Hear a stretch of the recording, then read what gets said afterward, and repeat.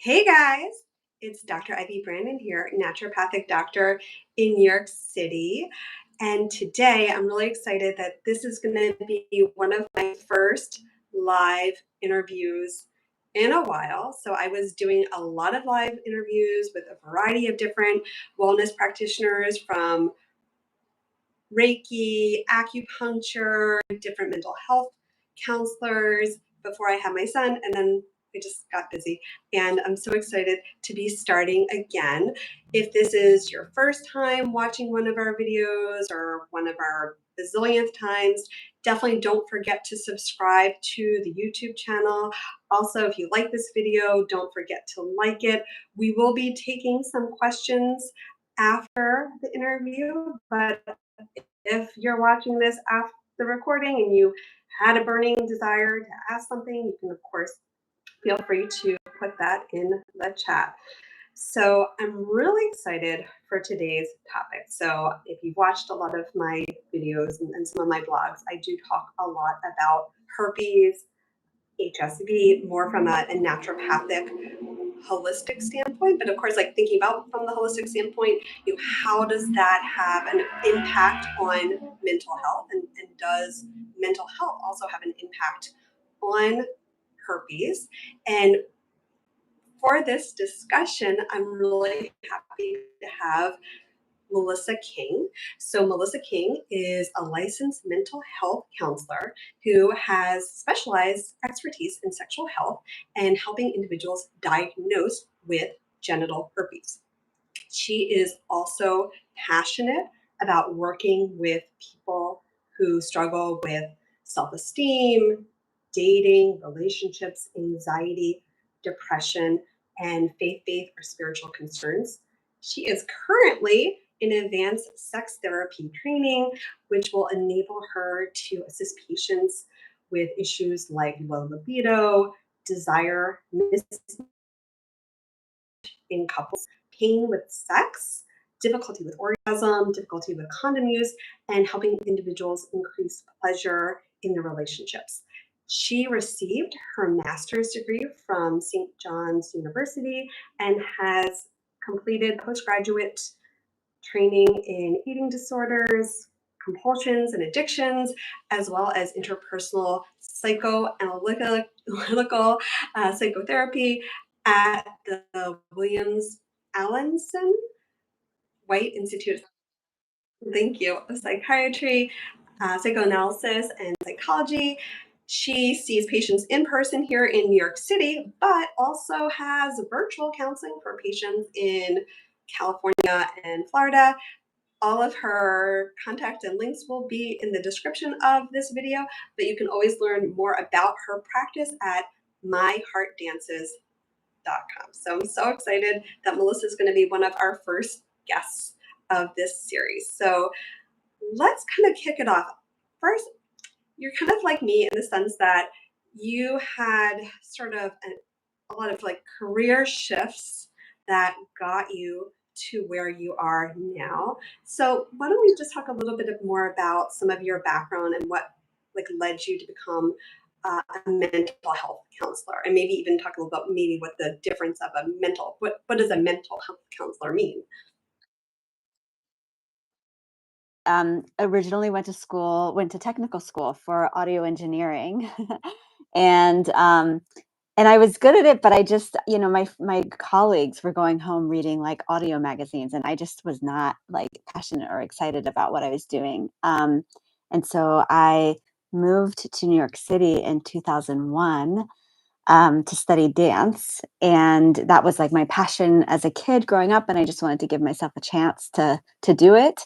While I was here studying dance, I had already been quite interested in healthy eating and like organic, food and whole foods and all that kind of stuff. And so I ended up going just back to another program and did a certification in holistic health coaching.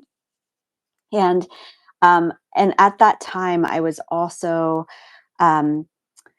very interested in working with people who had herpes, and I so even back then, I started helping individuals with herpes, like work on their self-esteem and like do healthy things for themselves.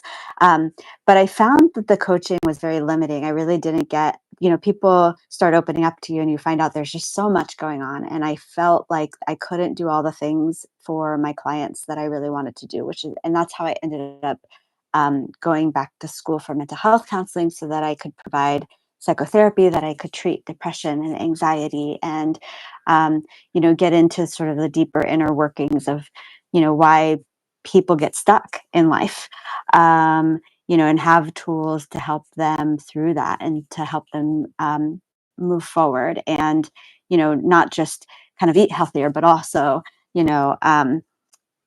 figure out what is, keeping them down.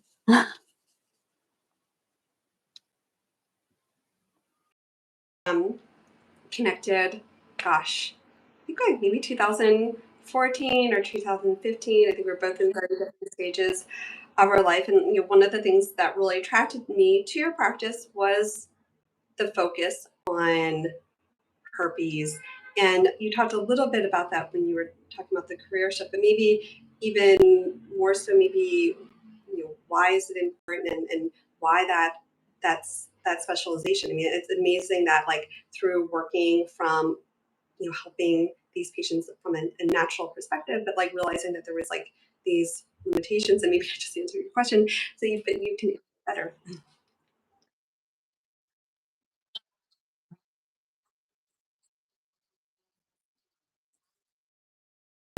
But when I was a teenager, I had been diagnosed with herpes by a visual diagnosis. This was back in the 90s. And so there weren't very good tests back then. Um, I went to some sort of doctor's office that had like urgent clinic hours. I don't think it was called urgent care back then, but um, and so it was like I was able to get an appointment like the same day, and there was just I had um, like a lesion down in my genital area. And basically, the doctor looked at it and said, "It's herpes." And I said, "Are you sure?" And he said, 99% sure.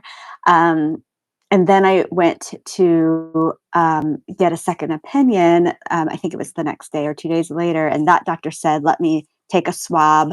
Now, we did have swabs back then, but we didn't have like good blood tests. Right. Um, so the doctor did the swab and he said it could be anything. It could be a bug bite. It could be who knows, and the swab came back negative. But in my mind, I just thought like it's herpes, it must be herpes. And so it's because the other doctor seemed so confident. And now, these days, the CDC even says you should not do visual diagnoses. Like if you have a suspicion of herpes, you have to back it up with a test, or you should back it up with a test, because lots of things can present um, and that look like herpes that aren't, or that don't look like herpes but is. So anyway, for the next 8 years, I lived as though I had herpes, because most people don't have symptoms, and many people have one outbreak and then don't have an outbreak again. So I just assumed, I had it, and I just wasn't having symptoms, and I was taking Valtrex. I was going to support groups. I was starting to tell friends, and eventually got to a point where basically everybody in my life knew that I had herpes. And then I was a teenager when this happened, and so I was abstinent after that for quite some time. And then the first person that I ended up telling, who I thought might be a new partner, was in my early 20s, and I told him, and he said, "This is making me too happy to not be with you," for something like that, which was such a wonderful experience, to have for my first time disclosing. But what happened was I found out there were some new blood tests. And I thought, well, I'm going to go find out if I have type 1 or type 2. And that was the reason that I sought the blood tests. And so I went to this clinic that was offering the tests. And my type 2 came back negative right away. and I thought, oh, well, it must be type 1 then. But then when they called to give me the type 1 um, result, that was also negative. And so I was just really surprised because I had done so much work on myself to address the self esteem issues